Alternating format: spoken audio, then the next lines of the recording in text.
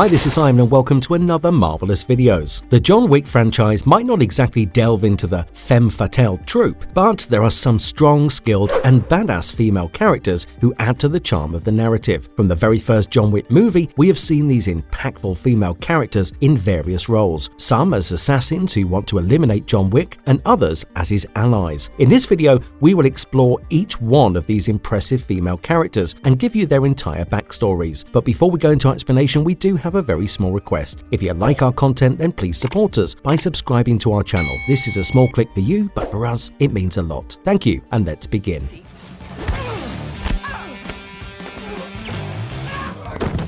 Ms. Perkins, the determined and ruthless assassin. This deadly contract killer broke the rules of no violence on continental hotel grounds much before John Wick. She appears in the first movie of the franchise, where she is seen checking in to the Continental Hotel. When the Russian crime lord Vigo places a $2 million bounty on John Wick, she decides to try her luck and informs Vigo's assistant that she is willing to break the rules of no killing on continental premises. This causes Vigo to double the bounty price because he is desperate to get rid of John Wick.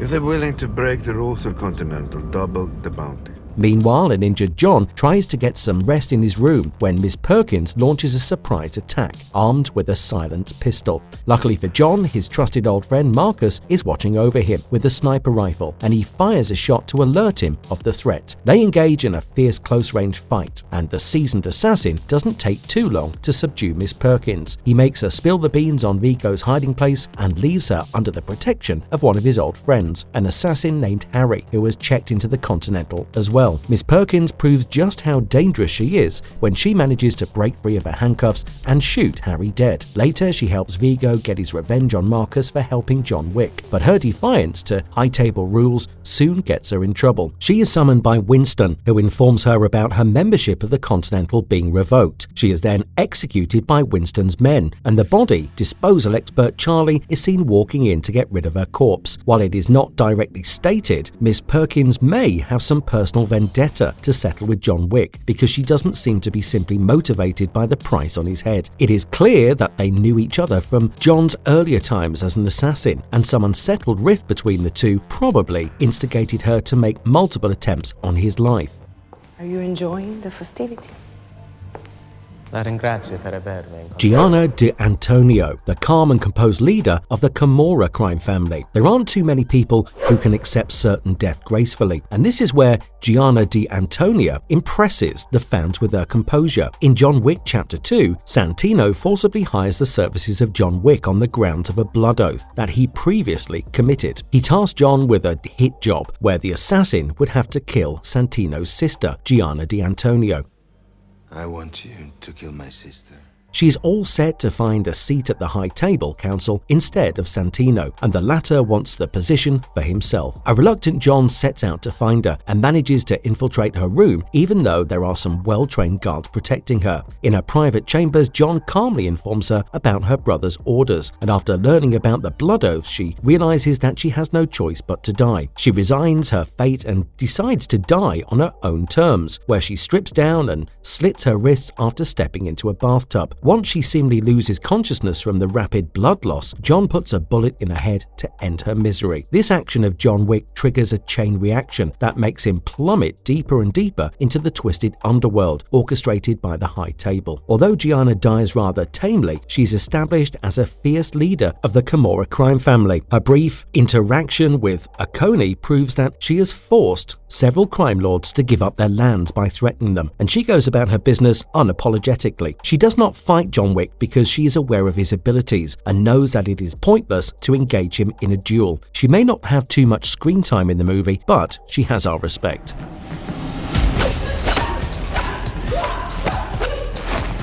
Aries, the deadly mute assassin in John Wick Chapter 2. She stuck to Santino like a shadow, and Aries is easily the best bodyguard one can wish for. She is first seen accompanying Santino as he goes to John Wick's place to use the marker and seek his services once again. Later, when John accomplishes the assassination of Santino's sister, the twisted crime lord decides to double-cross the assassin and sends in Aries along with a few other henchmen to kill John. However, the Baba Yaga of the assassin world kills most of them, and Aries Aries fails to land a killing strike. She briefly meets John at the Continental Hotel, where she coldly signals him that she'll be seeing him soon, indicating a final showdown. Finally, when John tracks down Santino to an art exhibition, Aries confronts him in order to save her boss. She leads a brave charge with a gun and a knife, but her efforts are in vain, as the versatile assassin soon stabs her in her chest. Even in her dying moments, she did not lose her humor and mentioned to John that she would be seeing him.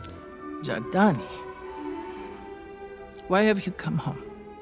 The director, whose invaluable help saves the life of John Wick. She is almost a motherly figure for John Wick, and her story arc points to a past life of John Wick that we weren't aware of. The director is the leader of the Rosca-Roma crime family in New York and runs the organization under the garb of a ballerina center. She trains the female orphans under her care in ballerina lessons, and the males are trained in martial arts. John was trained by this crime family as a child, and his ties with the director go back to those days, where he was probably raised as an orphan. After killing Santino on the Continental grounds and breaking a sacred law of the High Table, John Wick is declared excommunicado by the organization.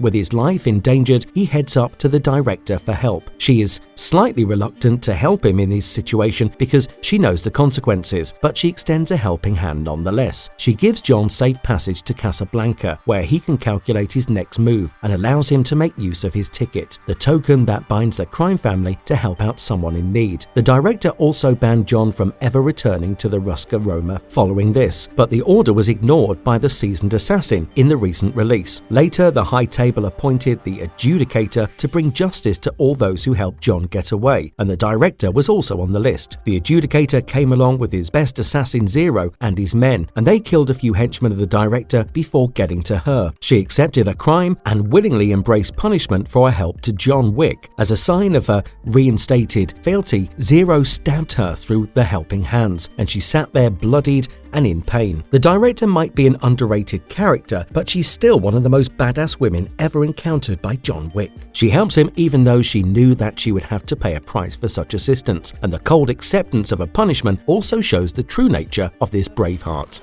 You gave John Wick 7 bullets. Your penance will be paid with 7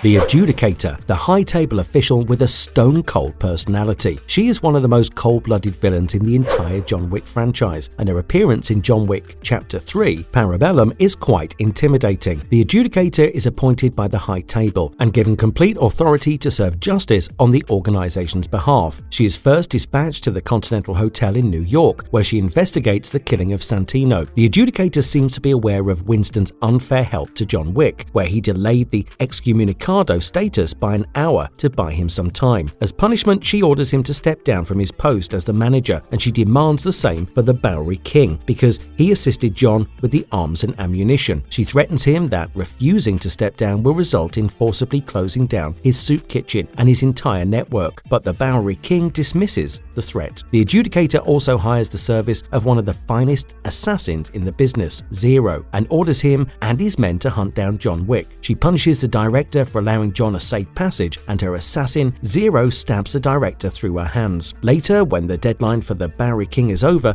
the Adjudicator and her assassins track him down and kill most of his men. She makes Zero slash the Bowery King 7 times, inflicting 7 deep cuts for the 7 bullets that he supplied John Wick. Even Winston refuses to step down as the manager, and this causes the Adjudicator to revoke the status of the hotel as neutral grounds. She is also miffed by John Wick's refusal to kill Winston, even though he had pledged the same to the Elder during their meeting. In retaliation, she sends out a massive force of assassins and High Table mercenaries led by Zero. John and Sharon, Winston's concierge, manage to successfully repel the attack, and the Adjudicator is forced to discuss the terms of the truce. However, as she meets Winston and John at the rooftop of the Continental, Winston shoots John to earn back the trust of the High Table. He shoots him purposely on his bulletproof vest, but the impact throws him off the terrace. Although the status of the Continental and Winston as the manager is reinstated, the Adjudicator warns him after failing to find John's body that there will be consequences if the assassin is still found to be at large. She does not appear in the recent release, and the fans would love to see more of this cold-blooded agent of the High Table in future installments of the franchise.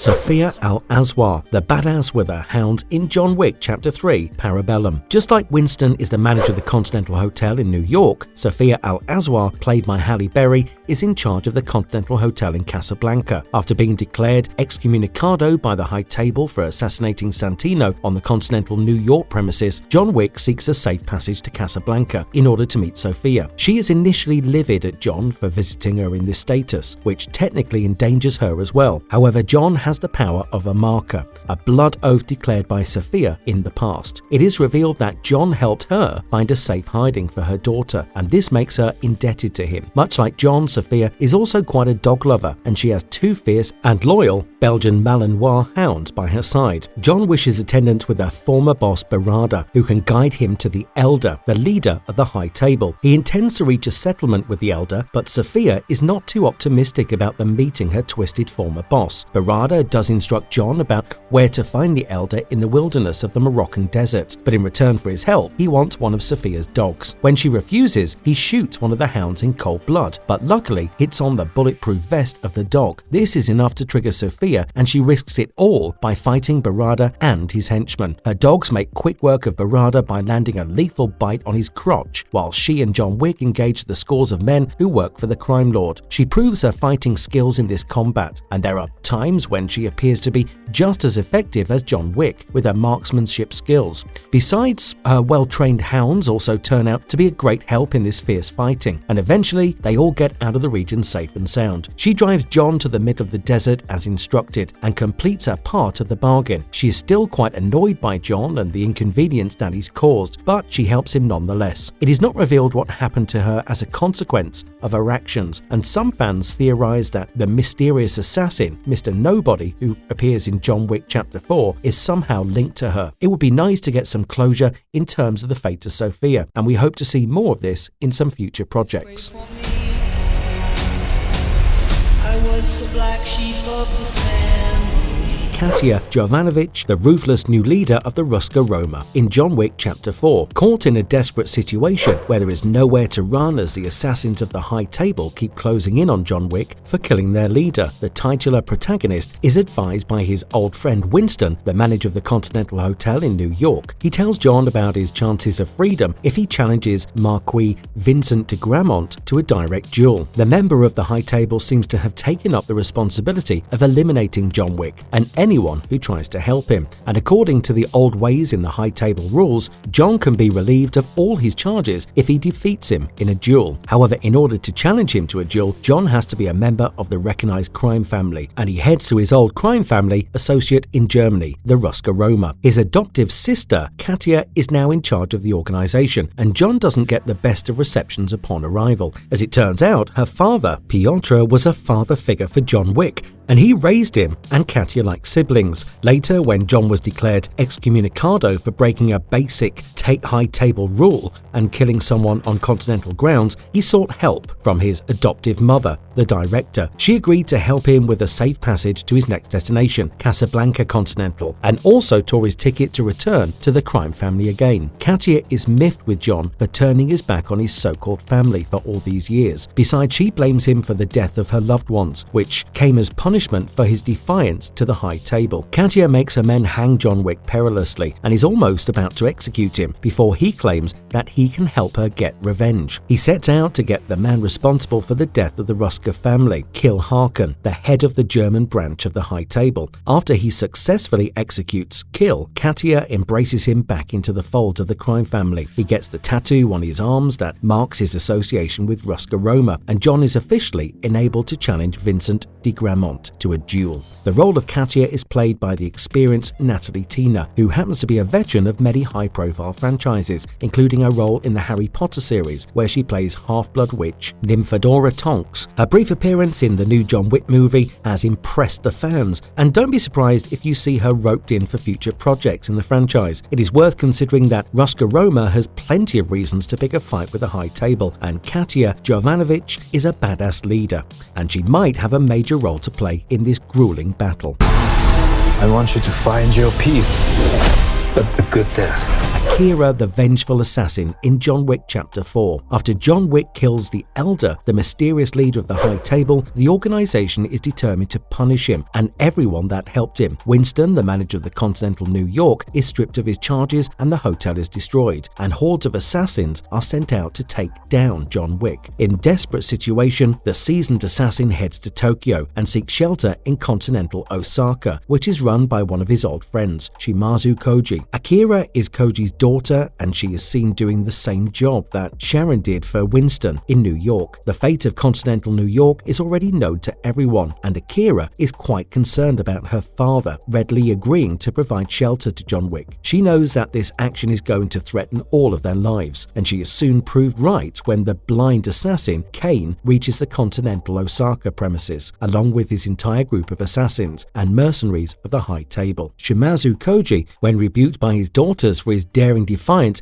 is quick to put her concerns to rest by making it clear that he doesn't want her to advise him about the person that he has known longer than she has lived. Akira understands the deep-rooted bond between the two, and realizing the inevitable, she prepares to fight alongside her men. A brutal fight follows, and a sword seems to be her weapon of choice as she cuts down many of the enemies before being injured. The character is played by Rina Sawayama, who manages to capture the emotional struggle and elegance associated with the character, along with the combat skills that make her look the part. She is petite and dainty, but Akira packs quite a punch with her intense martial arts skills, which were probably taught to her by her father. However, she is forced to watch helplessly as reluctant Kane has to kill her father, and he refuses to stand down. An injured Akira is too powerless to get her revenge at that moment, but she is told by Kane that he will be expecting her to come back for revenge. She did follow her father's last request and help John Wick escape the Continental premises. Later, she meets him on the subway and blames him for her father's death. She knows that although it is Kane who killed Shimazu Koji, the entire event took place because of John Wick. However, she is not hasty and foolish enough to kill the man her father died saving, so she requests him to avenge her father's death, and she leaves, clearly indicating a possible return later on. True to our expectations, Akira returns for a nail-biting post-credit scene. After the events of the duel with John Wick, Kane has earned his freedom from the High Table, and he is seen approaching his estranged daughter with a bouquet of flowers. Suddenly, the camera focuses on Akira in the crowd surrounding him, and she has a blade in her hands as she walks towards him. The urge for revenge has taken over Akira, and it is a great indication of where the story might be heading next. Akira, giving into her basic instinct, will remind you of John Wick, who entered the underworld following a maddening, vengeful journey, and one cannot help but wonder if Akira will face a similar threat as the Baba Yaga of the assassin world. With the grand popularity of John Wick Chapter 4, you can expect an Akira spin-off or a next installment with a significant role for the vengeful assassin.